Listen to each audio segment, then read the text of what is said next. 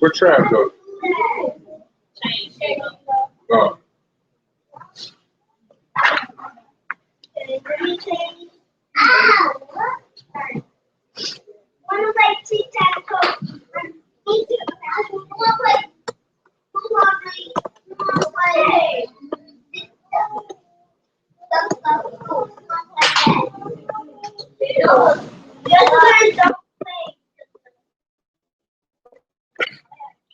Everybody play Duck Duck Goose.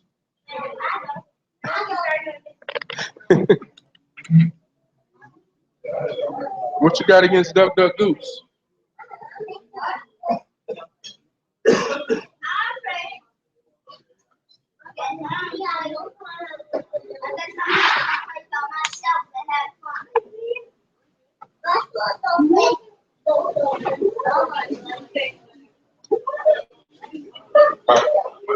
Oh, okay, go ahead.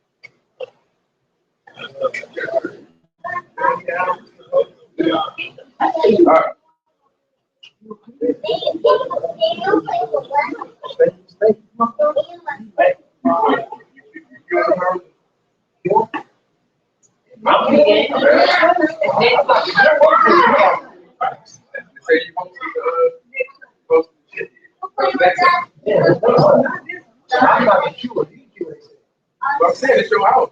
That's what I know.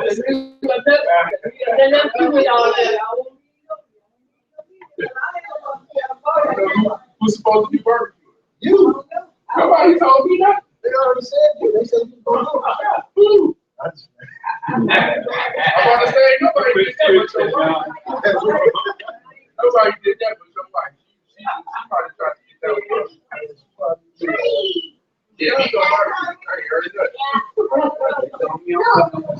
They told you that too? They told you you put number 10? They gonna take the one from no we got they gonna take the okay. Oh, they done planned it all out then.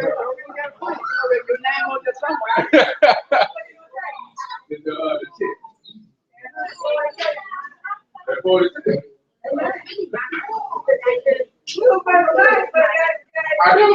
We got to take them out to the party because I think three of them, the 3 black ones, was the ones who bought 4 class. One of them got it.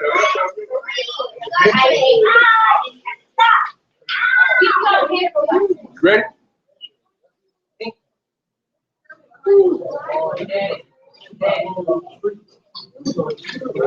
Let's go ahead and pray.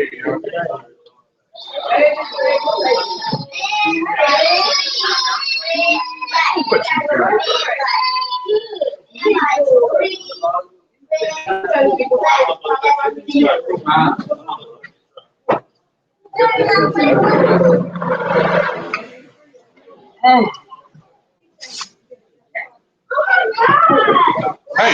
Hey, shh.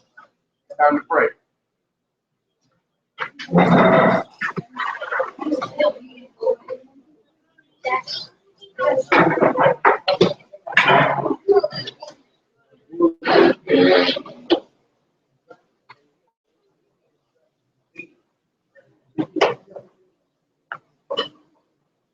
Fellas, it's time to pray.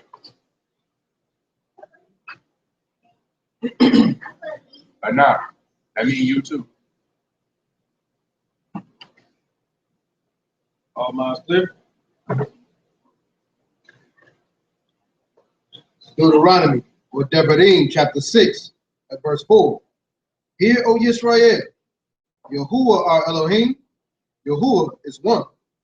Shema Yisrael, Shema Yisrael. Yahuwah Eloheinu, Yahuwah Echad. Exodus, or Shemot, chapter 20, at verse 3. We will have no other mighty ones against the Most High. We will not make any carved image or any likeness of that which is in Shamayim above, or which is in the earth beneath, or which is in the waters under the earth. We will not bow down to them, nor serve them. Yahuwah our El is a jealous El, visiting the wickedness of the fathers on the children, to the third and fourth generation of those that hate him, but showing kindness to thousands of those who love him and keep his commandments. You will not bring the name of Yahuwah our El in vain, for Yahuwah will not leave us unpunished who brings his name in vain. We will remember the Shabbat day to keep it Kodesh. 6 days we will labor and do all our work, but the seventh day is the Shabbat of Yahuwah our El. For in 6 days Yahuwah made Shamayim and the earth and the sea and all that is in them, and rested the seventh day. Therefore Yahuwah Barak the Shabbat day. We will respect our father and our mother, so that our days are long upon the earth. We will not murder. We will not commit adultery. We will not steal. We will not bear false witness against our neighbor. We will not covet anything that is our neighbor. Father, y'all, we give thanks on this day for another Shabbat day, Father, to gather together for your name's sake, Father. We pray that you would watch over each and every one of us, Father, that you would give us understanding, Father, of your word, Father, true understanding as it is written. Father, we pray that you would give utterance unto the speaker and understanding unto the hearer, so that we all may be doers. Pray for those people who may still be in transit, that you would watch over them, allow them to make it here safe. Move anything from each one of us that is unlike you, Father, cleanse us and make us whole, Father. We give thanks for the rest that you have given us, Father, this Shabbat day, Father, that you have given us as a mark between you and your people, Father. All these things we pray and we give thanks for Shem Yahuwah and Kayo Shor Hamashiach. So be it.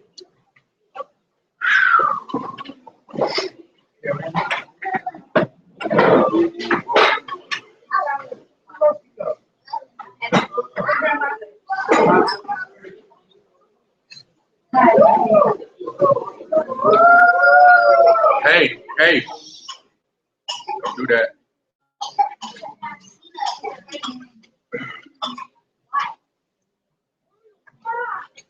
Y'all cut it out.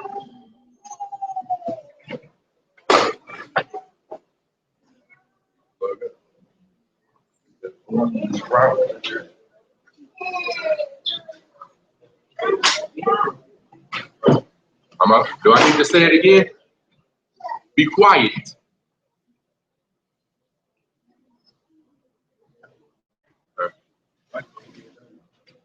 What's that?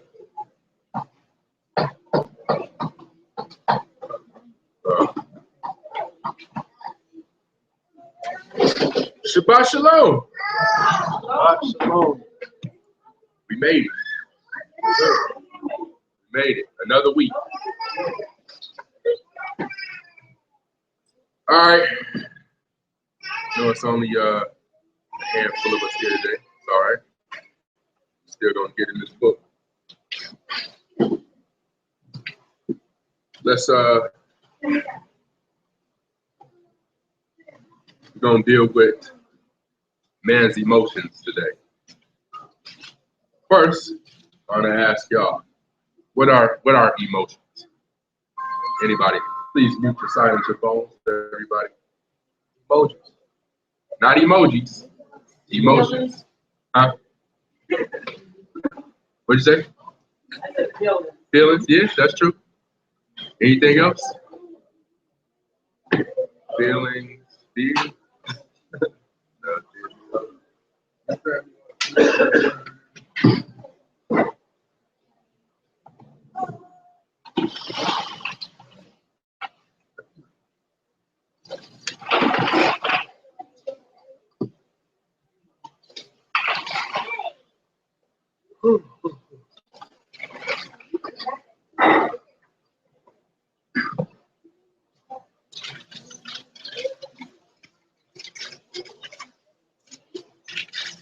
Anybody else?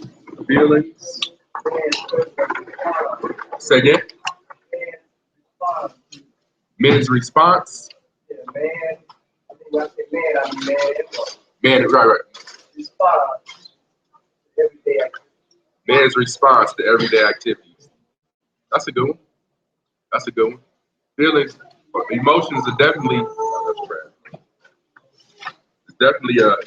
a response to some form of stimulus, right? So, I'm gonna read this definition for emotions. I need y'all to be quiet. If y'all gotta spread out and separate, do that. Hey, you hear me talking?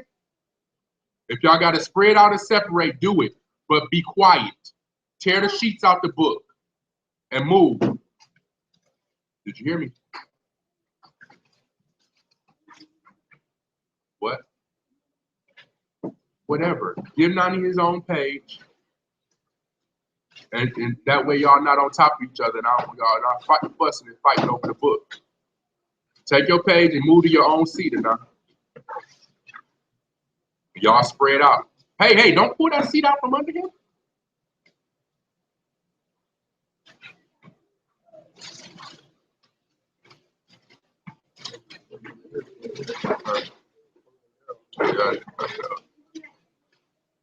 Give him that chair, then y'all spread out a little bit.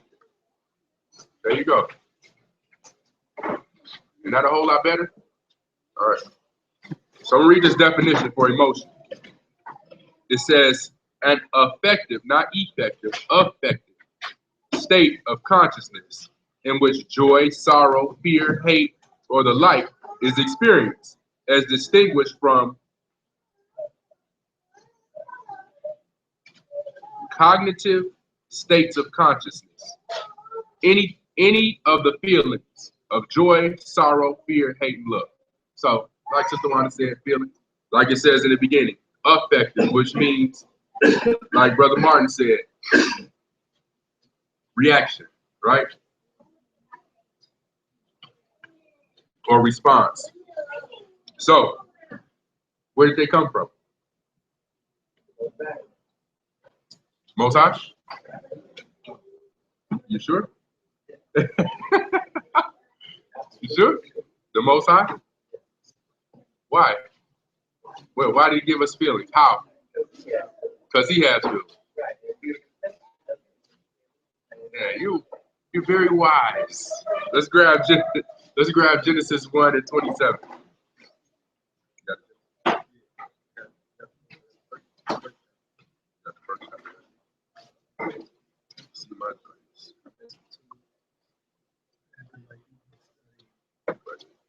Study on. Look, I done split Genesis in pieces. I done went through Genesis 1 so much. Go ahead. Key on this particular verse. Genesis, or verse 27. So Elohim created man in his own image. In whose image? In his own image. In the image of Elohim created he him. Just man? Male and female created he them. So male and female alike created in the image of the Most High, right? So let's go to Exodus chapter 4 and verse 14. Let's check out the image or the likeness. Let's check out the Most High so we can see where our likeness comes from. Shemot, or Exodus, chapter 4 and verse 14. And the anger and the what? And the anger of who? Of Yahuwah was kindled against Moshe. And he said, is not Aharon the Levite your brother? I know that he can speak well. And also, behold, he come forth to meet you. And when he see you, he will be glad in his heart. Okay, that's good right there.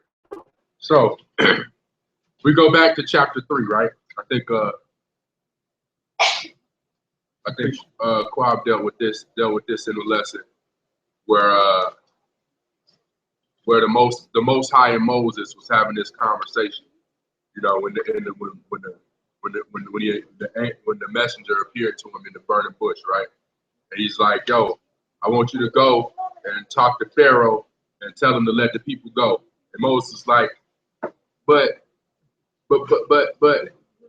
I'm not a good speaker. I'm not a good speaker. I ain't gonna be able to do it. He like, I'm with you. I need you to go and tell the people that this, that, but they not gonna listen to me. They not gonna follow. Look, man, I said I want you to, and Moses kept making up all these excuses. Why he couldn't do it, right? That's another lesson for another day.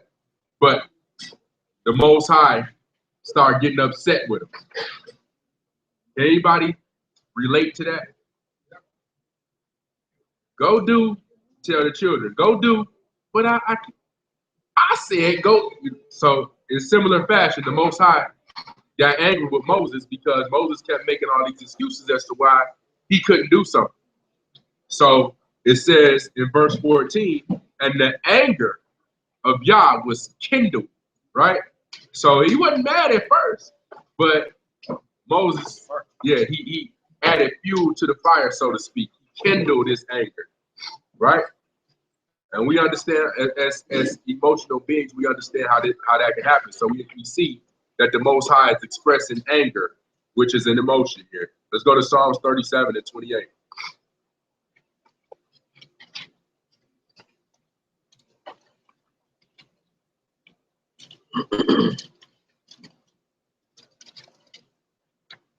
Psalm Telahim, chapter 37, verse 28. 37, verse 28. For Yahuwah loves judgment. He does what? Yahuwah loves judgment, and forsake not his saints. They are preserved forever. How long? Forever. But the seed of the wicked shall be cut off. But the seed of the wicked shall be cut off. That's another lesson there, right there in itself. But he says that Yah loves judgment, right? So there we go with another emotion there. You know, we could take you through a few others where he expressed love, but you just chose this one. Let's go to Proverbs 6 and 16.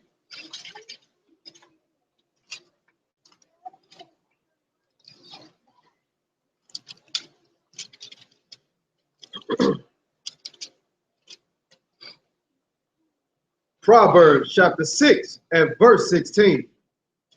These 6 things do Yahuwah hate. Does he what? Does Yahuwah hate? But God don't hate nothing. So God love everybody, right? Wrong. Wrong. Again from the top. These 6 things do Yahuwah hate. Yeah. 7 are an abomination unto him. Are an abomination unto him. Detestable, right? Like when you walk into, the only thing I can kind of relate it to is, but when you walk into a public bathroom and it's like, ugh, like, nah, I just hold it. Like detestable. Go ahead, keep going. A proud look. A what? A proud look. A proud look. A lying tongue. and hands that shed innocent blood. Keep going. A heart that devises wicked imagination. Uh-huh. Feet that be swift in running to mischief. Uh-huh. A false witness that speak lies, and he that sow discord among brethren. He that sow discord among brothers. So you got a proud look, lying tongue, hands that shed innocent blood, a heart that devises wicked imaginations, feet that be swift running to mischief, a false witness that speak lies, and he that sows discord among brethren. That's the 7 that are detestable to the Most High. So when you have people that tell you that God loves everybody, all these 7 things that he just named that he hates are characteristics of people, correct? A proud look, that's a characteristic of a person. A heart that divides wickedness. We know what we're talking about when the heart dealing with your emotions, your heart or whatever. That divides wicked imaginations. Feet, that's human, right? That are swift running to mischief, always into something, right? A false witness. We know that that's specifically spoken of in Shemot 20, that don't bear false witness against your neighbor or against your brother. A tongue, did I miss tongue? A tongue that speak lies. Hands that shed innocent blood. Once again, something that's spoken of in Shemot 20, right? Murder. Do no murder. And he that sow discord among brethren. So all these things are actions that are carried out by a person. So you can never say that the Most High don't hate nobody. Because if you are somebody that does any of these things, yeah, simple as that. Simple as that. But so to get back to the topic, we have where we show where the Most High expressed anger, love, and now hate. And now hate. So we have 3 very strong emotions, right? Very strong emotions. And we all have been there at a time or another. We all have loved, we all have hated something, and we have all been angry at one time or another. But the thing that I think that separates men from the Most High is that he is not controlled by his emotions, right? We are controlled by our emotions in the sense that if you love somebody, let's take a situation of domestic violence. A woman could be getting her head beat in, but is so in love with a person that she won't do what she knows she got to do and leave him alone because he's whooping her tail. Or a man could be head over heels in love with a woman, and she doing whatever, playing him to the left. But he's controlled by that emotion. I just can't shake, right? You can't shake it loose. Anger. Get to the point where we get so angry because the scripture says, be angry, but sin not. So we get so wrapped up in our anger, we get so angry that it causes us to commit some kind of transgression, right? And murder is a good one. And what we see right here is what the Most High hates. So if you allow your emotions to control you to the point where they get out of control, where your anger gets out of control, you could actually cause harm and break the commandments, right? Now let's see what the Most High does. Let's go to Exodus 32 and verse 7.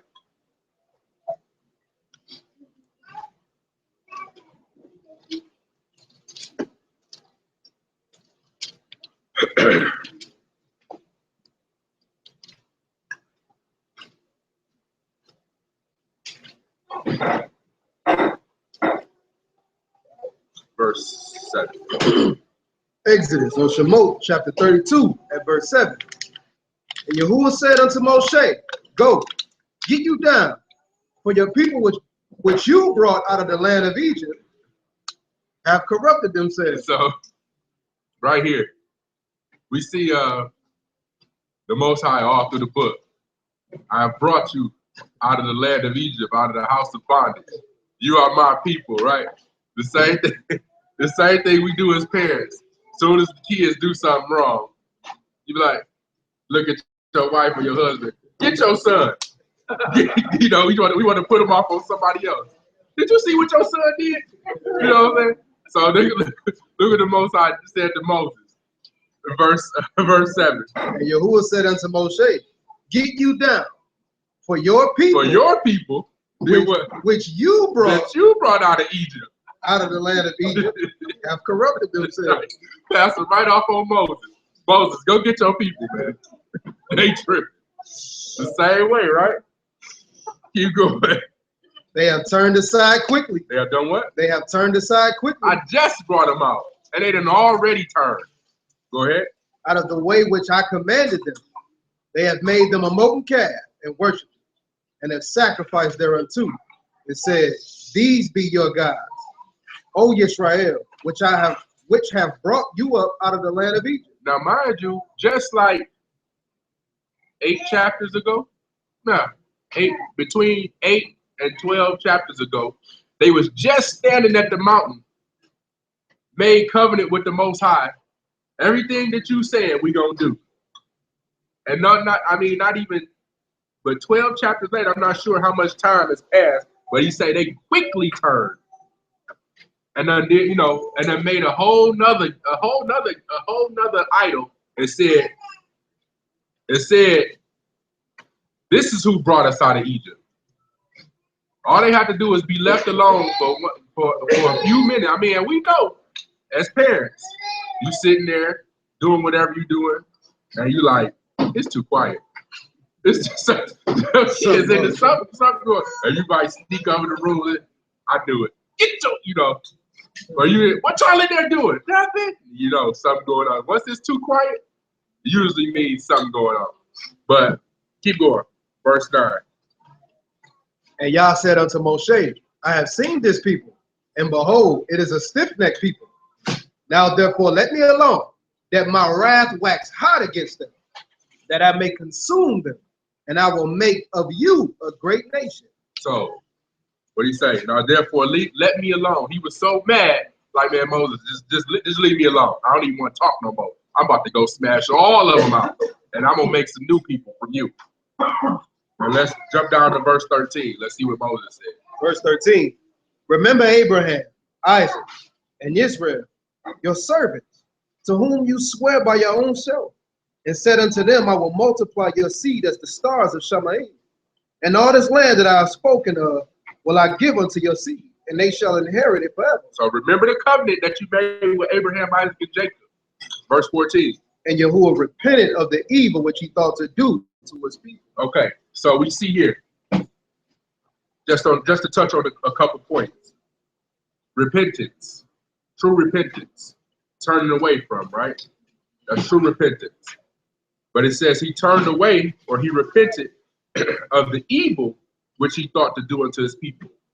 If he would have smashed them out, why would that have been evil?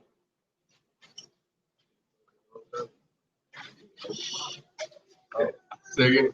It was an emotional reaction, but what made it evil? Huh? Going against his own word, right? So let's go to Isaiah 55 and verse 10.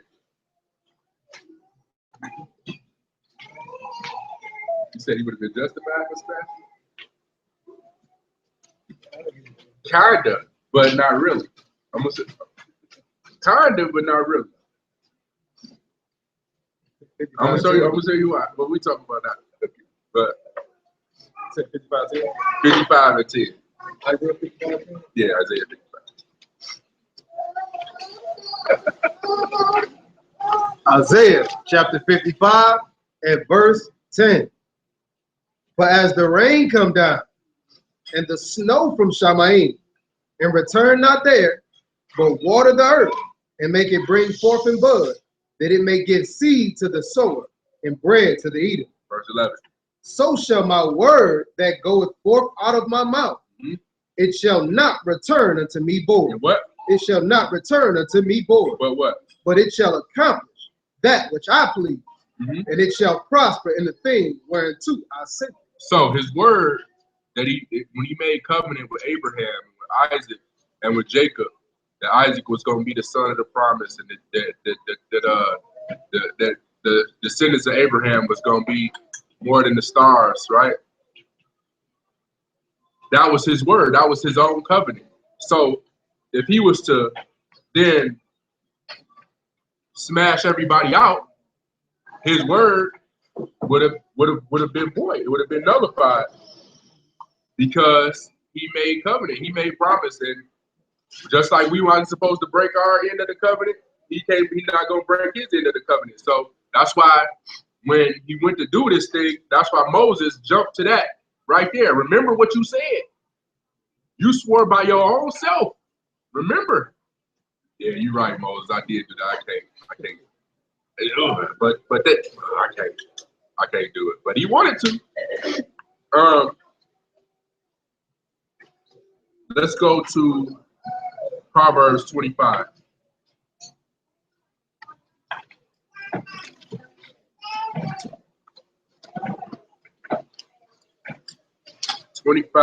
Verse 28.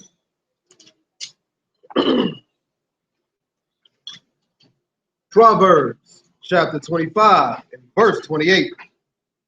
He that hath no rule over his own ruach is like a city that is broken down and without wall. He that hath no rule or no control over his own ruach is like a city that is broken down and without walls. So if you have a city and this city has no walls, what can happen? Right, exactly. It's nothing to protect it, right? That's what the walls are there for. It's for protection from other invading people, from animals, from, wild animals in that sense, but from elements, especially being out in what you would consider to be kind of like a desert area. It's a lot of sand, storms. Walls are for your protection. So a city without walls is unprotected. So a person, see the difference. The Most High was not controlled by his emotions. When we are controlled by our emotions, it means that we don't have any rule over our own ruach. And the definition of ruach is breath or mind or spirit, but we don't have any rule over our own ruach. So we are unprotected. We're unguarded. We're like a city without walls. Unguarded, which means we're susceptible to attack. Any type of emotion can be stirred up, and it makes us susceptible to fall into what, like I said, these different things that the Most High hated. A lying tongue. Because usually when people lie, it's out of fear, right? Which is an emotion. So because I'm afraid of what your reaction to the truth is going to be, I'm going to lie to you. That's usually. It's not in every case, but it's just usually. Because I'm afraid of how it's going to make you feel, I'm going to tell you a lie. So that fear causes us to do something that is, that is outlined in the law that we're not supposed to do. Same thing with murder, like we just talked about. Same thing with discord among brothers, right? Somebody that caused discord, or feet that's quick to run the mischief. Usually, when you cause discord among brothers, it's due to what emotion? Jealousy. Right on point. Jealousy. Because I feel a certain type of way about this brother or that sister or whatever, or I don't like the relationship that brother got with that brother or this sister got with, then I want to slither in there. I don't like the somebody didn't like the relationship that Adam and Eve had with the Most High, so they slid up in there and caused discord, right? Let's go to Jeremiah 17 and verse 9.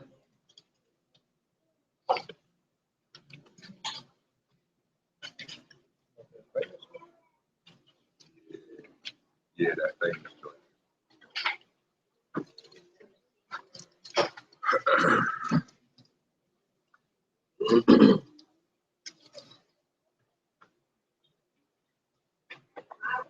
Jeremiah chapter 17 and verse 9. The heart is deceitful above all things and desperately wicked. And what? And desperately wicked. Uh-huh. Who can know it? Who can know it? The heart is deceitful. You can be deceived by your feelings. So when you look up that word for heart, it's the Hebrew word lev. It means the heart, figuratively and very widely for feelings. That's what it's used for feelings. So your feelings can deceive you, right? They can be very deceiving. The way that you feel,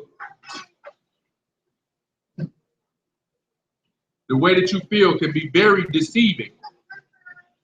So in order to keep that from happening, what do you have to do?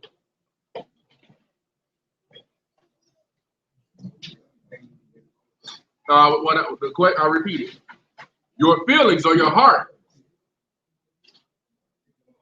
can be very deceiving. Say it again. You gotta do what? You have to use your mind, right? To overpower your emotions, right? Thinking, always thinking, especially thinking about, if I do this, what could happen, right? The outcome, the consequences, so to speak. Always have to think about the consequences of your actions. But your like the quote from a movie is like a boy, you know, he moved by his heart or his emotions. But men, you know, they do things with their mind. They move by their mind. They don't allow things to affect them because of their feelings, but they use their brains. And that's the same thing even in this walk. Like once you mature and you come to an age where you are emotionally stable, or like the scriptures say, complete, right? You're not moved by certain things emotionally. You don't allow your emotions to affect the way you move. You know what I mean? You know, I know that I have responsibilities. So because I have responsibilities, I can't allow the way that I'm feeling to take me away from doing the things that I know I have to do, right? As an adult, I say men, but I mean men and women. It's not just a man thing, but it's men and women. Let's go to Proverbs chapter 15 and verse 18. I'm sorry. Matthew 15 and 19. And then we go to Proverbs. Matthew 15 and 19.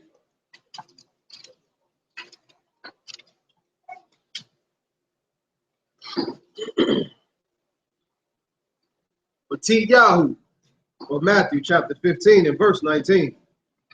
For out of the heart, out of the mind, out of the heart, proceed evil thoughts, murders, adulteries, fornication, thefts, false witness, blasphemies. These are the things which defile a man. But to eat with unwashed hands, defile not a man. Defile not a man. So, just to backtrack, this is when they was trying to get at the Mashiach, because the disciples was eating and they had gone through the ritual, the washing rituals or whatever, and they tried to, you know, get at him about that. But he says, what comes out of a man, not what goes into a man. And people use that to say, well, we can eat anything, but it's clearly not talking about that. He's talking about eating clean things with unwashed hands. We don't have to go into that. We are aware. It's like if anybody in here say, hey, order a pizza, or hey, make pizza, or hey, what you making, or, you know, make a dish, or invite somebody over for dinner. We don't have to say, ain't no pork in this, or don't make sure you don't get pepperoni. Like, we know. So people, when you if the people that you're dealing with already know what's not to eat, clean and unclean, they clearly not talking about eating unclean foods. So, but just to backtrack, it says, out of the heart proceed evil thoughts. But you think with your mind. But out of the heart proceed evil thoughts. Because if you allow your heart to control the way that you move, it's going to devise evil at times. Because, like you said, the spirit is willing, but the flesh is weak. Right? Let's go to Proverbs 15 and 18. So it's a constant battle. It's a constant battle between the flesh and the spirit, right? So let's just use strength, right? If you feed your body, you get strength, physical strength, right? So on another level, if you feed your flesh or your emotions, if you feed that more than you feed your spirit, which one is going to be stronger? So that means the other one is going to be weaker. Which means that when it's a fight, usually who wins? The stronger, right? Sure. Usually that's who wins. Proverbs 15 to 18. Proverbs chapter 15, verse 18. A wrathful man stir up strife, but he that is slow to anger appease strife. He that is slow to anger appease strife. So that's being in control of that emotion that we call anger. Because it's not like we're not going to get upset, but we have different levels, right? Everybody has a different tolerance, so to speak, when it comes to anger. Some people, I mean, they can just, they good. Like, they don't let stuff bother them at all. Some people get ticked off the first time you say the wrong thing to them. But the scriptures speak about someone who's slow to anger, right? Controlling yourself, not allowing things to, soon as somebody, like you could be having a bad day, as soon as somebody say, something, it might not be even what they said, but just the inflection in their tone, how they said it. Pick that up. It's a big difference there. Pick that up. Pick that up.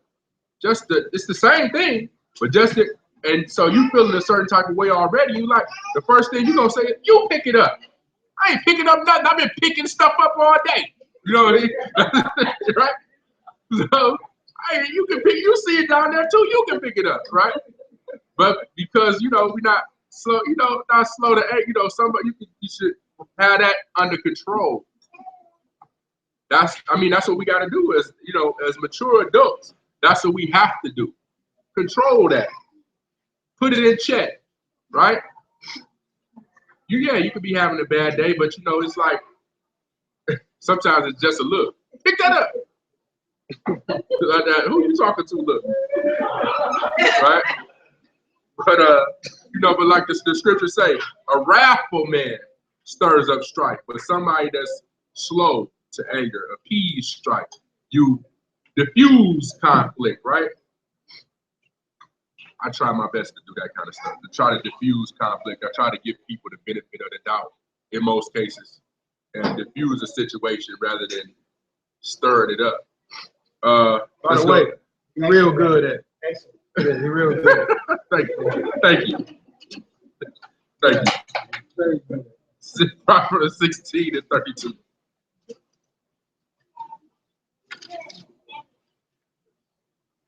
Proverbs chapter 16. Ain't nothing I can do with that. No, it's not fixing. You can throw it in the trash if you want. Proverbs chapter 16 at verse 32. He that is slow to anger is better than the mighty. Is what? It's better than the mighty. Uh-huh. And he that rule his ruach than he that take a city. He that is slow to anger is better than the mighty. And he that rules his ruach better than he that takes a city. Right? Sorry about that. So, Why do you think? Why? What makes him better? Exactly. Because you're a thinker. That's like the game of chess, right? You got some chess players in the building. I see 1, 2, anybody else? 3, 4, 5. No chess. No, we got some chess players in the building, so y'all can relate. So when it comes to chess, what's the problem? What's the problem? Okay, sit down, both of y'all. Sit down. So when it comes to chess, right? Chess is a game of strategy, right? Similar to how you would strategize for a war, right? So usually people that's quote unquote mighty, we use the example of David and Goliath. They just come and take it head on. I'm strong enough to beat whoever. And they go right for it. Bam, bam, bam, let's go. But when it comes to battle, right? Not to war, when it comes to war, the person with the best strategy wins. We can use basketball for an example. We got some Pistons fans now. So the Detroit Pistons, right? In 2004, in 1989, beat the Showtime Los Angeles Lakers for the NBA championship, right? But 2004 Pistons, they beat arguably two of the greatest players, a team that had two of the greatest players in NBA history, with Shaquille O'Neal and Kobe Bryant, right? And who was the coach? No, the Lakers coach, Phil Jackson. So Phil Jackson, arguably the greatest coach. Kobe Bryant, arguably one of the top 5 greatest players.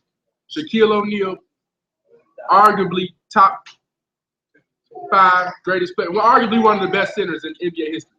Got beat by the Pistons, right? Because they got out-coached. The strategy that the Pistons had was better. But even though they were better players, and mightier, so to speak, but the best strategy is what won the series, and pretty convincingly. So when he talks about somebody that's slow to anger, like the Ox said, is usually somebody who thinks well. So dealing with chess and the strategy of a game of chess, it's about basically outthinking your opponent. Because you can't just go full steam ahead in chess. You gotta set some stuff up. And once you have it set up to a way, and the good chess players, really good chess players think what, like 4 or 5 moves ahead? At least like 4 or 5 moves ahead. Decent chess players think like 1, 2. Decent. Pretty good chess players, at least 3. But like great players, like 5 moves ahead. So the person, you actually have to know what the other person is going to do in order to create a strategy, right? So I don't want to get too far off of it.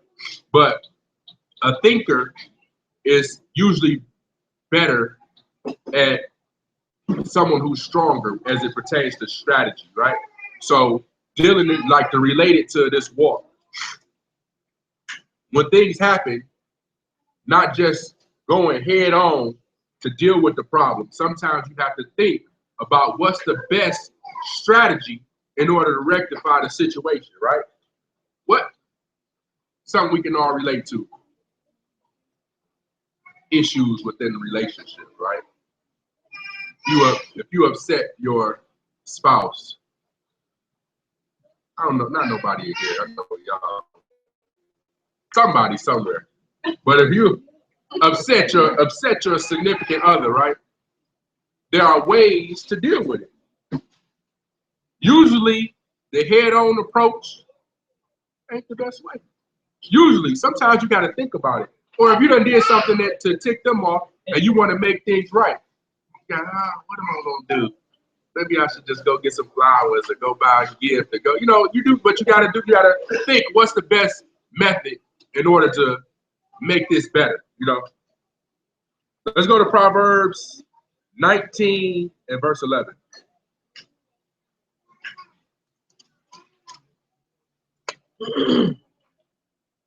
Proverbs chapter 19 and verse 11.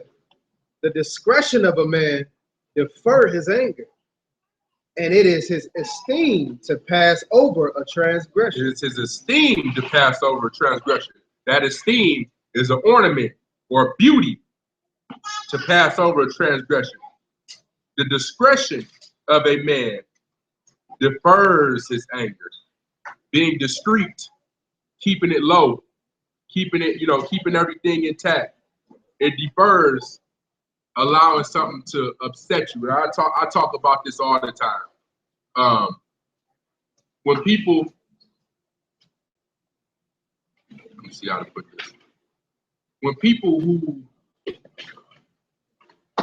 aren't on your radar, I'll say that. People who aren't on your radar, like people always have something to say, especially in this truth, right? So you have people that have something to say who aren't necessarily relevant. Good, thank you. Who aren't really relevant. So it doesn't make sense to allow them to upset you when they're talking foolish, right? Especially we have these back and forths on Facebook all the time, and people want to they get tough over the internet and they typing all hard and Twitter fingers, they want to type in all caps and that kind of stuff. But it's like, why would I let that upset me? You know what I mean? I can't let that.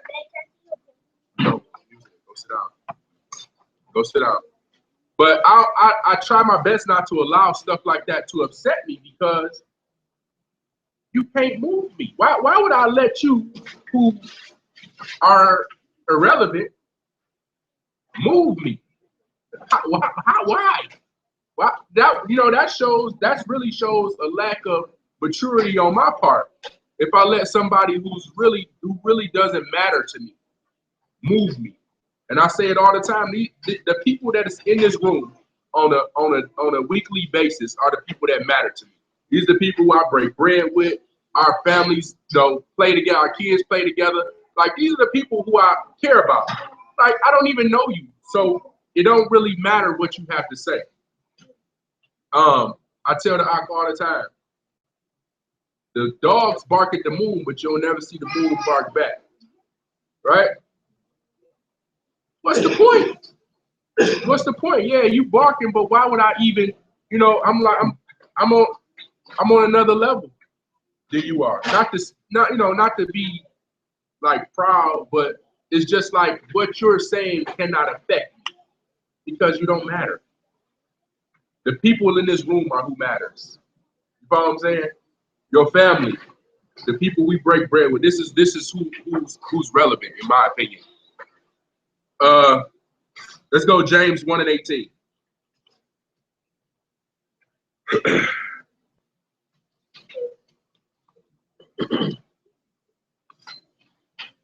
James chapter 1, verse 18. Of his own will begat he us with the word of truth, that we should be a kind of first fruits of his creatures. Wherefore, my beloved brethren, let every man be swift to hear. Be what? Swift to hear. Slow to speak. Slow to wrath. For the wrath of a man work not the righteousness of Elohim. For the wrath of a man work not the righteousness. If it don't work righteousness, what do it work? Wickedness. Wickedness, right? So the wrath of a man works wickedness. So when it says be swift to hear and slow to speak, benefit of the doubt. That's what I try my best to give people the benefit of the doubt. Oh, well, maybe they ain't mean it like that. Maybe it really meant it like this. Hear them out. Hear the person out. You know what I mean? A lot of times when we get caught up in our emotions, we get angry. We don't want to listen. I don't want to hear what I want to hear nothing you got to say. Yeah. You don't hear it, right? Exactly. Your response your response is only keyed by another person's silence. So I'm only talking because you ain't talking right now. And when you was talking, I wasn't listening anyway. So you just, listen to respond rather than understand. So yeah, exactly. I'm just waiting on my turn to speak. Finish saying what you got to say so I can say what I got to say. I don't really care what you're saying, but I got some stuff I need to get off my chest. Right? But that's not how we swift to hear, slow to speak. Swift to hear, slow to speak. Hear a person out. Allow what they're saying to be heard, processed, and then respond after you understand where they're coming from. Because that's where most issues happen, right? It's like, and you even use that term. What happened? We had a misunderstanding, right? We had a misunderstanding. But if you take the time to understand what the person is saying, there won't be no misunderstanding, right? True. Let's go to Ephesians 4. We already touched on this one, 4 and 26. Ephesians chapter 4, verse 26. Be you angry and sin not, lest the sun go down. Let not the sun go down upon your wrath. Verse 27. Neither give place to the devil. Neither give place to the devil. Don't allow strife, right? Be angry. Yeah, it's an emotion. We are going to get angry. It's going to happen. It's not always going to be peaches and cream. We're going to get upset. We as people made in the image and the likeness of the Most High, we're going to experience these emotions. But don't allow your anger to take you off your square, right? Don't allow your anger to make you have transgress the law because you're upset about something, right? Rule your own spirit. Control yourself. That's what it's about. When it boils down to it, it's about maturity, right? Let's get 1 Corinthians 3. It's about being mature. And that's when it speaks to perfection, right?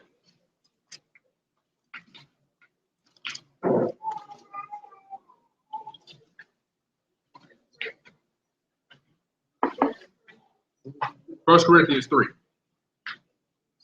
verse 1. 1 Corinthians chapter 3 and verse 1. And I, brethren, could not speak unto you as unto spiritual, but as unto carnal, even as unto babes in Mashiach. I have fed you with milk and not with meat. For hereto you are not able to bear it, neither yet now are you able, for you are yet carnal. For whereas there is among you envying and strife and divisions, are you not carnal and walk as men? That's good right there. So let's understand what's being said right here, right? Paul speaking to the people in Corinth. He said in verse 1, it says, and our brother could not speak unto you spiritual, but as unto carnal. So we can't really talk on the spiritual side because you ain't there yet. You know what I'm saying? I can't really talk to you about the things as it pertains because, like I said, it's levels to it. I'm on a different level. And if I speak to you these things, you won't be able to relate because you still carnal or you still think on a level of flesh, right? On a fleshly level. So I gotta come down to your level and speak to you about these things on a level where you can understand it, where you can digest it. Milk, because you're babies, you're still young in your understanding. So I have to feed you milk in order for you to be able to digest it. Because I can't give you meat, just like we don't give babies meat. For one, they don't have teeth. For two, their systems aren't able to digest meat just yet. So you have to give them things that they can digest. Same thing in this walk as it pertains to the spiritual things. When you first come into it, it's a lot of things that you're not going to understand because you're not there yet. So you got to get milk. You get the small things. Just give me the small things. And now, as I'm growing, right, now I'm able to process and digest solid foods. Puree, but it's solid, right? It's a little stronger. Then now, as I'm growing more, I can digest the heavy stuff. I get that now. So now I understand what the wine of Babylon is. You know, now I understand, you know, what it's saying right here. But before I didn't get it. But now that my understanding has grown, I get it. I'm laughing because you know how the memories come up on Facebook, right? So it was a memory came it was a memory came up on Facebook from like, so was that like six or 7 years ago. 7 years ago. And me and my aunt on the joint like, man, did you see the video from such and such and such and such? And I'm like, bro, you see how far we done grown since then? Like it was 7 years ago. And understanding wise is like, it's ridiculous how much more I know now than I knew then. But it was just, sometimes it's amazing. I always look at those memories and go back and see the stuff that I posted 6 or 7 years ago. Because I remember what my level of thinking was then and what my level of understanding was then. And I know what my level of understanding is now. So I just do it as a kind of like a benchmark for myself to see how much that I've grown in the word, in understanding. You know, it's just it's a great thing. So it's the same thing here. And he tells them, you know, he actually, aren't y'all men? Don't y'all walk carnally? So you're not going to get it. But when it comes down to it, you're not supposed to stay there. It's about growth, right? It's always about growth. The more you know, the more you learn, the more you grow. And you, like I said, you grow and you can digest the heavier things. So it's some things you may not be able to understand right now that it's going to click and you're going to be like, oh, I get it, because you grow, right? It's fairly simple. Romans 8.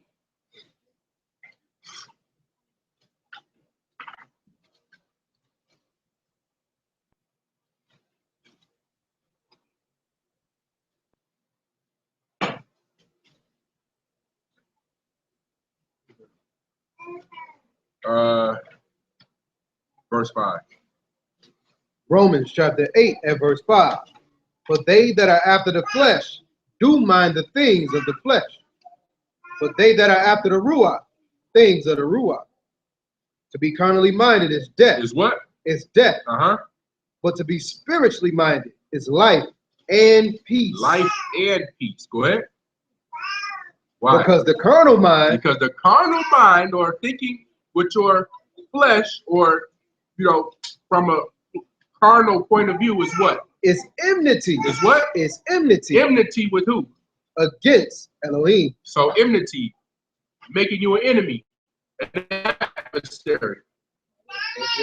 Adversary meaning what? Is what in Hebrew? Anybody know? Say again. Say it loud. You was right. Say it. Say again. Hashatan, right? So, if you are an adversary to the Most High, adversary in Hebrew, Shaitan, right? So, we familiar with when Peter told, when Mashiach told Peter, called him Satan, right? Get thee behind me, Satan. Well, why? Because he said something that was carnal in nature, and automatically it was enmity, because he was trying to come against what the word of the Most High said. So Mashiach called it like he saw it. You an adversary. Get behind me, Satan. Satan himself, but because he was trying to do something that was adverse to what the word said, that carnal mind, right? The opposite. That's what it made him. Go ahead. Because the carnal mind is enmity against Yah, but it is not subject to the law of Elohim. Neither indeed can be. So then they that are in the flesh cannot please Yah. So they that are in the flesh cannot please Yah. It says, for it is not subject to the law. Now, I did a lesson about servant, right? What was that, last week? About being a servant and being a servant unto the law, servant unto the Most High, right? So if you are thinking with the carnal mind, right? Flesh, mind in the things of the flesh, you are not subject to the law. You cannot serve the Most High. It says, and neither can it be. It can't happen because you mind the things of the flesh. Those are, like I said, if you feed one more than you feed the other, one's going to be stronger. And so when the flesh and the spirit meet on the battlefield of your mind, the flesh gonna win because you're stronger. It's got more to work with because that's what I've been feeding. I've been watching. All I've been doing is watching Power and what's the other joint? It would say ballers. Whatever. Yeah, I was talking about Lucius and them. Empire, and you know, nobody watched that no more. but right. But all I've been doing is watching these things that's feeding my flesh, right? Gossiping on the phone with my girls, and you know, talking to. That's all I've been doing, so that when it comes time to make a decision, my decision is based on that, on what I've been feeding myself. So when it's time to decide, well, should I do A or B? The spirit is like, no, you know you shouldn't do B. But the flesh is like, B, B, B, B, B, B, B. And you like, yeah, B. Because that's what's stronger. So you're gonna be driven more by that than you are gonna be driven by the spirit because you have not been feeding your spirit and it is malnourished. So now my spirit is not equipped with the tools that it needs in order to combat the flesh. Because when the enemy came to Mashiach and was like, yo, don't you just jump down? And he quoted the word on him. Because they say he'll give, the angels charge over your body and you won't even be able to smack your foot on the stone. And what did Mashiach do? Came right back with the scriptures. The scriptures say you should not tempt Yahuwah, your Elohim. You know what I'm saying? So, because that's what was in him. His spirit was strong. It was the strongest. I mean, if you can go 40 days and 40 nights without eating or drinking, you got to believe that your flesh ain't going to be able to touch your spirit. But he came back with the word. So when these things come to attack your flesh, your emotions, when they come, and it's like, yo, you should just do that. If you don't come back with this and say, nah, the scriptures say that a person that don't rule their spirit is like a city without walls. The scriptures say that somebody that's quick to anger and strife stir up the Most High's anger towards us. If you don't come back with this response, you're very susceptible to doing those things which are after the flesh, and thus putting yourself in jeopardy, because now, according to the word, it says that you cannot be subject unto the law, which as believers in the law and the Mashiach, we have to be subject unto the law in order to be true worshipers in spirit and truth, and walk in righteousness. Well, see how it's kind of like a trickle-down effect? It start here with just an emotion. But if your response to that emotion is not the proper response as it pertains to the word, it starts rolling downhill. And just like a snowball, it get bigger and bigger and bigger and bigger and bigger and bigger to the point where now you done did something that's unlawful and put yourself in a bad position, right? Let's go to Galatians chapter 5. Y'all still with me? All right, we're gonna refinish it in a minute.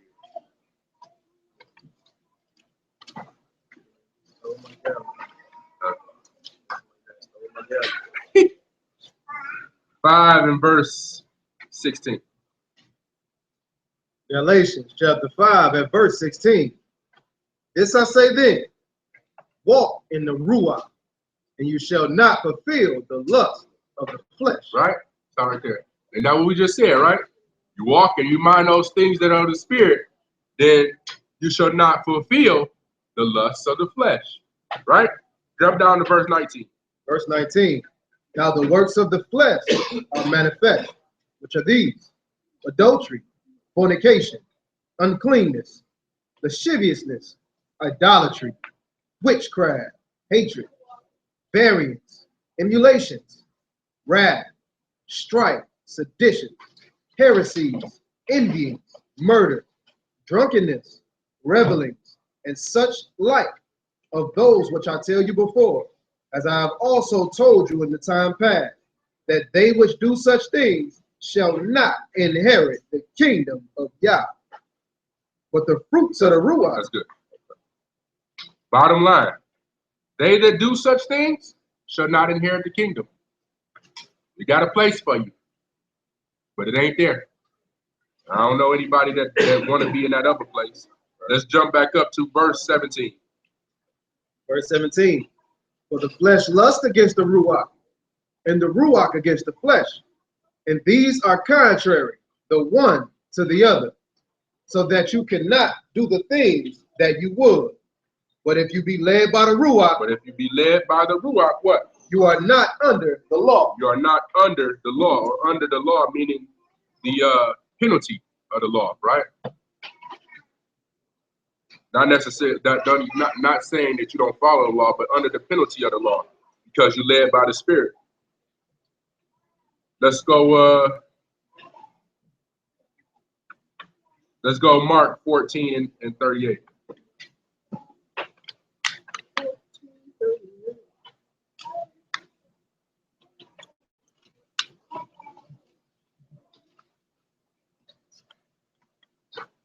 Marcos chapter 14 and verse 38. Watch you and pray, lest you enter into temptation. Lest you enter into what? Into temptation. Uh-huh. The Ruach truly is ready, but the flesh is weak. The flesh is weak as it pertains to the spiritual things. The Ruach, the spirit is ready, is willing, but the flesh is weak when it pertains to spiritual things. Your flesh don't want to do it.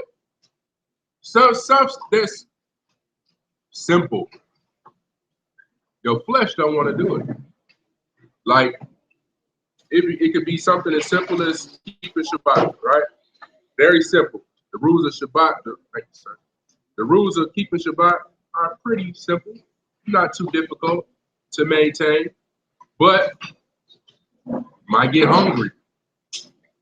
Oh man, I know I can, I can stop and grab. No, you can't. The spirit is ready, but the flesh is weak. Different things like that. I mean, y'all understand what I'm saying. I don't have to go too far into it. Let's grab Romans 7 and verse 14.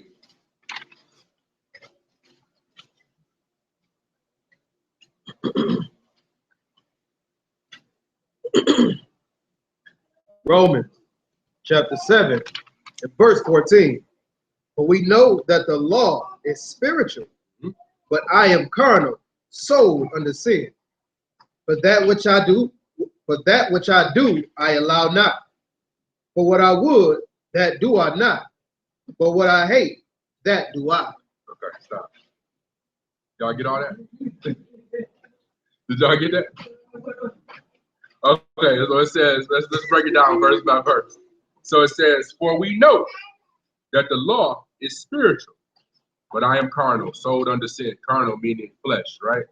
Sold under sin. It says, verse 15, for that which I allow, or that which I understand, that's what that allow is. That which I do, I understand not. So I don't even understand some of the things that I'm doing. For I would or want. For what I want, that I do not. But what I hate, that I do. So to break that down, hating the things of the flesh, right?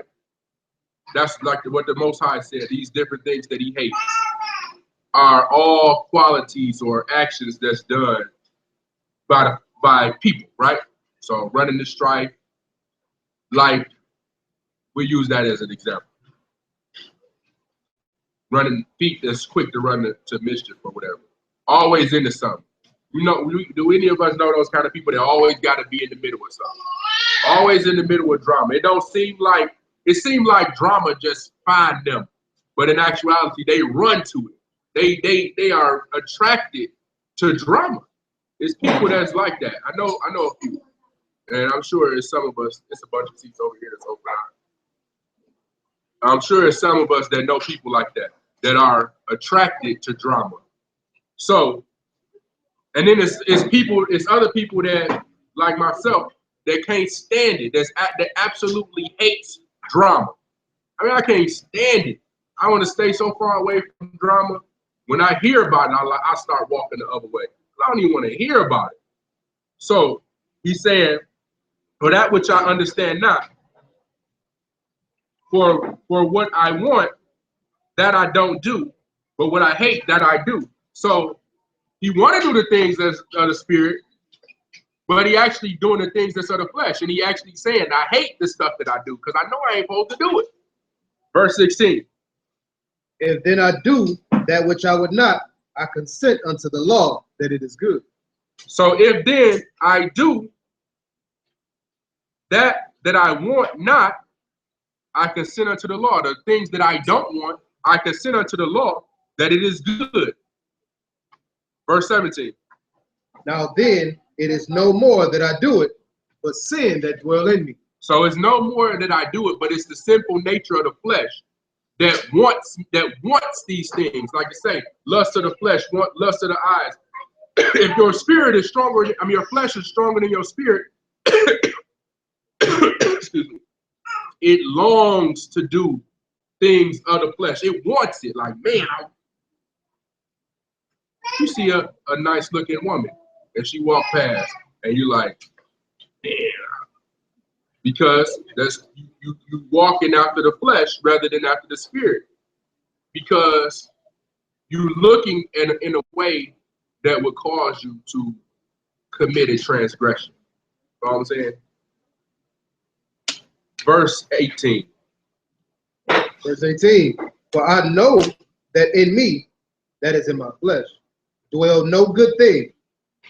But to will is present with me. But how to perform that which is good, I find not. So I know that in my flesh is no good thing, because the lust of the flesh is not good to mind those things of the flesh. So I know that in my flesh is no good thing. For the will is present with me, but how to perform that which is good, I find out. I don't even know how to do the right thing. I mean, this is talking about walking after the flesh. You don't really know how to do the right thing. It's not even in me. Yeah, I'm willing. The will is there, but I don't know how. Verse 19. Verse 19. For the good that I would, I do not. But the evil which I would not, that I do. For the good that I want, I don't do. But the evil, that's what I want. That I do. Or that I don't want. That's what I do. So it's like right here, it's the battle going on. It's the battle between the spirit and the flesh happening right now. He's like, yo, I want to do the right thing, but I don't want to do the right thing. Like the battle is happening. Like I want to do, I know what the right thing is to do, but I don't want to do the right thing. I want to follow after the things that I want in the flesh rather than the things of the spirit. Verse 20. Now, if I do that, I would not. It is no more I that do it, but sin that dwell in me. Well, if I do those things that I want, I don't know about those things of the flesh. It's not I that do it, but the sin that dwells in me, in the flesh. Go ahead. I find then a law that when I would do good, evil is present with me. For I delight in the law of Yah after the inward man. After the inward man is who? What's the inward man? The spirit, right? So I delight in those things that are spiritual. But when I do those things that are spiritual, the evil is still present, meaning the flesh. Because it's not like we're not going to have those desires, right? It's not like we're going to have the want to do the things because we people. But that's where the battle come in. You got to allow your spirit to rule over your emotions, or else that way you don't become susceptible to doing these things, or you won't perform them. Right? It won't happen.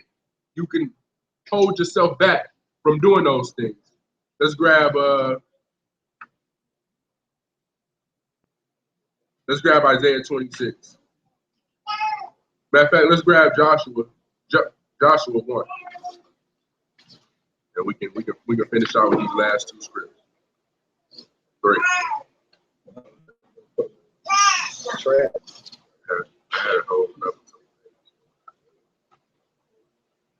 Joshua 1 and 8.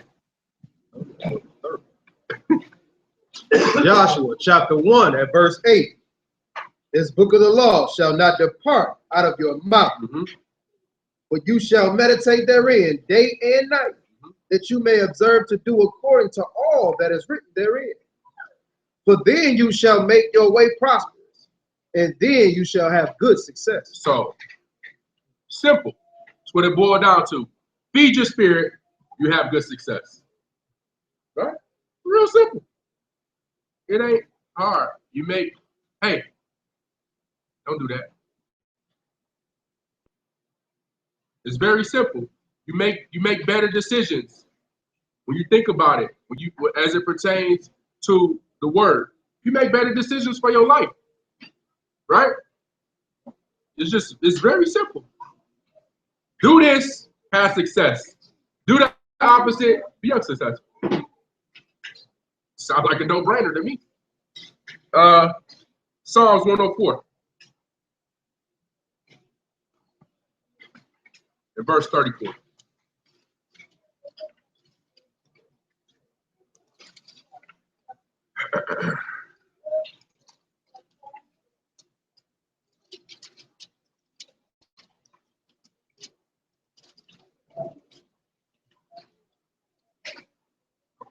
Psalm 104, verse 34. My meditation of him shall be sweet. I will be glad in Yahuwah. That's good. But you see the same thing, the meditation on the Most High. Grab Psalms 119. The meditation on the Most High, the meditation on the Word. Like it says, day and night. It should be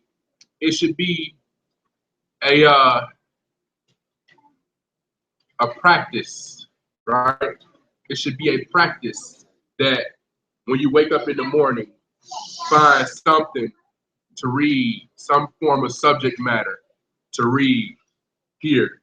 Before you go to bed at night, find something here to read. It could be something as simple as what did we used to do? Proverbs, right? It's how many Proverbs? I believe it's 31. 31? 31. It's 31 Proverbs. Very simple practice. Stop. Very simple practice. In the morning, read half a chapter. In the evening, read the other half. That's a day. It's 31 days in a month. In a month, you have completed the whole book of Proverbs. And then it could start that way. And then it become a practice. Then you can choose another book and do the same thing. Read half a chapter and half a chapter. You know, if you need to make little notes in your margin, make little notes. Get you a highlighter, highlight you some stuff. Then, you know, your Bible will be looking like this, falling apart all over the place. Yeah, yeah, you would have read the cover off his Bible. So, you know, but you know, it comes like that with handling. It shouldn't be a situation to where once Shabbat is over, talking about your class portion, that you close your book and you don't open it again until the next Shabbat. It shouldn't be like that. If you don't have no torn or folded pages, you ain't putting no work in.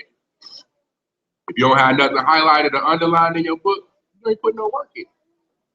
You know, you're not giving your spirit the nutrition that it needs in order to fight off the these situations that you presented with in life.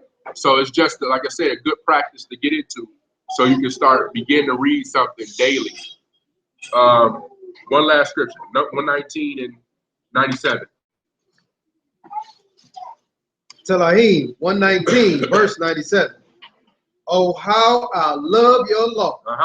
It is my meditation all the day. All the day. Oh, how I love it. When you love it, it's all you think about. Enough. Sit down. When you love it, it's what you do. It's like I enjoy my job. I enjoy my career. I've been doing it a long time, but I enjoy it. And I can talk about it all the time. But like when I'm at work, like one of the things that I do constantly is read and study. And it was something that I learned just a couple of years ago. You know, because I'm in the habit of working on new machines all the time. And I just started this new job with a new company a few months back that I'm completely unfamiliar with the equipment. Like completely, I have no idea how to work some of it. So every day I'm downloading books and I'm just reading on how to work the machine. And I learned it. I used to work with this guy, and I ask him stuff about the machine. Like, hey, how you do such and such on the machine? I'm trying to figure out this, that, and the third. You know what he used to do to me? He used to reach in his desk and pull out a manual, do like this. So it got to the point where I stopped asking him questions and just start grabbing the manual and just reading. It's the same thing. When it comes to this, it's like we was just reading in Romans 7, certain things you don't know. So you gotta grab the manual and read it and figure it out how does it work? How does it work for me? How does it work in my life? How can I walk these things out? This is the manual. This is the guideline. This is what we need to use in order to figure these things out. You know, because sometimes we're gonna be faced with things that we really don't know how to react. Like, man, I don't know what to do. I don't know what to say. I don't know what to do.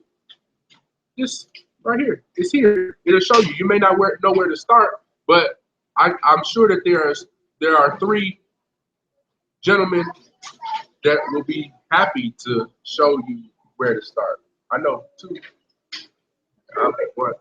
So, you know, even if it's just as simple as making a phone call, like, hey, you know, can you show me where this is, or you know, where do I start? I'm thinking about this. Where do I start? And you know, I'm sure any of us would be happy to show you. And I know we're not the only 3 in the room that's qualified to do so. It's more qualified individuals that's able to do those kind of things. But that's what I'm gonna do. I'm gonna read it. There you go, right there. That's what you should do. But that's what I've learned to do as it pertains to work, and I enjoy it. So when it comes to this book or to this word, to the law, if you enjoy it, if you love it, that's what you would do. That's what in order to love something, and you got to spend time, right? Everybody, you didn't love the person who your significant other, you didn't love them right off, but it happened because you spent time, you learned them, you learned what they likes and they dislikes, and you spent time with them, and then you learn, and then you love them. Some people are fortunate enough to have love at first sight, but it's not often. It's not often. You got any questions? No questions? I got a question. Go ahead. Not for you. For everybody else. How, like, we supposed to be blameless, right? Supposed to walk into the perfection of Mashiach, right? How was he perfect? What did he do?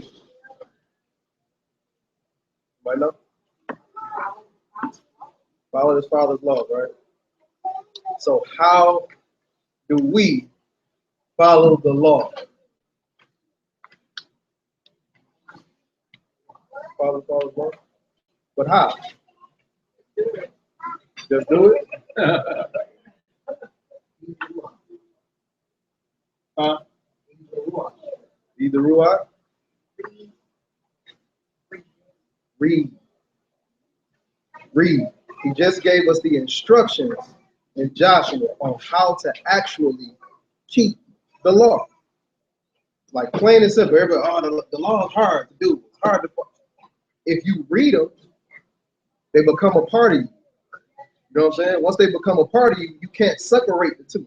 So now it's, oh, well, I ain't been doing that. That's because you ain't been reading. You know what I'm saying? When like the I was just talking about as far as the relationship, getting to know somebody. According to the law, David was a king, so he had to do what to the law? Write it out, right? So with him writing it out, he was getting to know it, right? Now, we are a nation of priests and what? But Mashiach made us a nation of what? Kings and priests. So if he made us a nation of kings and priests, what we supposed to do with this law? We gotta stay in it. It would behoove you to write it out. Get a relationship with the law. That's how you build your relationship with the character of the Father and the Son. Then it won't be able to be separate. You won't even know what sin is. I mean, you'll know what sin is, but you won't have that relationship with sin because you're so closely tied to the law. So that's my suggestion. You know what I'm saying? I don't know if that's true about Nation of Islam. Wouldn't have Malcolm X when he had to copy out the whole dictionary or something like that? Yeah, he got good with his vernacular. What's something else that you said I wanted to say? I wanted to touch on. Is that it? We good? It's like we always do. I know it's like redundant with everybody that watches. Like we talk about that law over and over and over again, but we always try to show how everything that's written always go back to the law. Told everybody to read Psalms 119, right? Some people read it, some people didn't. But let's see something right here, right quick. Go to Hebrews 13.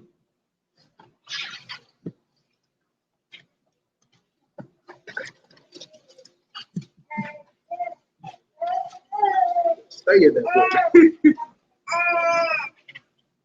13:1. This should be an easy one. Hebrews chapter 13 at verse 1. Let brotherly love continue. Be not forgetful to entertain strangers, but thereby some have entertained angels unaware. All right. How does this go back to the first 5 books of Moses? Trav? No. B, no. I'll read it again. Be not forgetful to entertain strangers, but thereby some have entertained angels unaware. How does this go back to the law or to the first 5 books? Because a lot of people don't think Genesis is law. But it is. He said it. How you keep it by loving your brother and doing right by your brother. Okay, not that part though. Goes back to life. Go back to who? Goes back to life. Yeah. I got it. He said, What did he say? Goes back to life. Lot and to Abraham. Exactly. Because the 2 angels came to them, the 3, right? They showed up. So that's what I'm saying. Everything that they are saying, go back to the law in some way, shape, or form. So when you see it, it should start ringing the bell to you like, So everything that I read now, I'm always thinking, how does this go back to the law? I know it's in the law somewhere. You know what I'm saying? So every time I read something in the New Testament, I read something past Deuteronomy, I know some way, shape, or form it's gonna go back to the law. And if you know that, it's gonna make the book way more easier for you. You know what I'm saying? Yeah, that's what I remember what I wanted to say. How many laws do they say it is? 613. And you got people that say you can't keep 613 laws, but Perry made the best statement when it pertains to people who have that argument. He's like, some of those laws don't even pertain to you. A lot of those laws was for priests. A lot of those laws was for how the priest was supposed to handle sacrifice. A lot of those laws are for women only. A lot of those laws are for men only. So some of those laws actually don't pertain to you. So you don't have to keep 630. You only got to keep the ones that pertain to you. So when people come with that, what's that? But then they have people say, Well, yeah, the ones, what I'm saying is not just you personally, but I mean, whatever classification you fall in, is it man, woman, or, you know. I was looking at it the other day and was going through certain laws. Like you got laws for men, laws for women, laws for priests, laws for farmers, and then I trapped the other ones in what I call the universal laws. The reason why I say universal laws because it's for everybody. These laws is for everybody together. You know what I'm saying? And like the idea sparked from when Perry said that. You know what I'm saying? So it was. And that's the law I done called the function of the law. Right. And is the law done away with? I talked about all that in there. Yeah, but most people that say that can't keep the law because that media, they don't even know. Right, true. They haven't even made the attempt. It's just they use. I mean, they use that as a scapegoat so that they don't have to try. You know what I mean? You know how people do that. It's too hard, so I'm not gonna try. You know, people do that kind of stuff all the time. They just, did you see how tall that mountain is? Why would I try to climb it? It's too high. You haven't even tried. I had a couple of witnesses come by this morning. Oh, you ain't good yet. And I asked her, I waited till she did her little spiel. She was talking about comfort. She was like, well, how do you see comfort? And I said, she said, where do you see comfort? I said, at home. She said, well, let's do that. She started opening up her book, a weighted pamphlet or something, you know. And the first thing I see white Jesus on the paper, on the picture. And I'm thinking to myself in my head, I'm like, every other race of people have to decide their own color. But anyway, so she goes to the pamphlet, she goes to the scripture, and she reads scripture.